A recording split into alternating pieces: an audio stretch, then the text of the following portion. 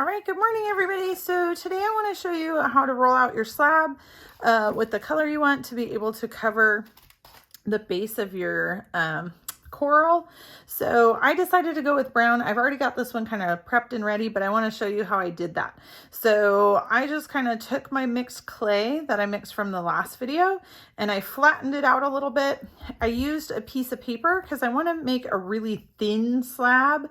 So I want to do this on top of just a regular piece of paper so it'll be easier to pull up and this won't get all wrinkly like the tin foil does, the aluminum foil.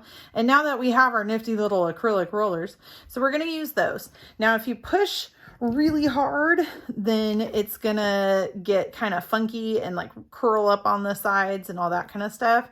So I'm just going to have one popsicle stick on either side because I said I want that thin slab.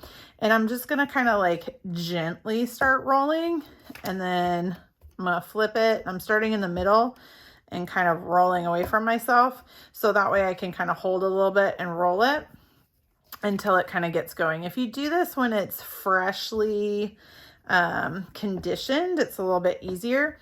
Now, if you do get some air bubbles in it, that does happen frequently when you're mixing clay that is just, leftovers, all the scraps and stuff. So if you take your needle tool and you just kind of pop it and squeeze the air out of it, that'll be good. Because if you leave those in there, they tend to get really funky when you bake it.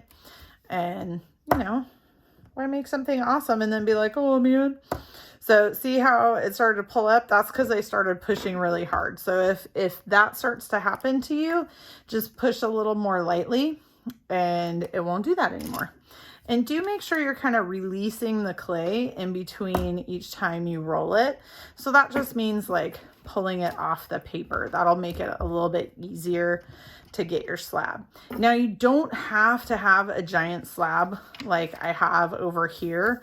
You can have lots of smaller slabs. It's fine. And it really just depends on how big, the base of your thing is, right?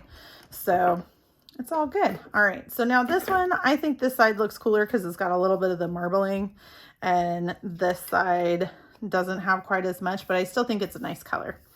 So that is how you roll it out. The next video is going to show you how to apply it to your actual coral base. Thanks, everybody.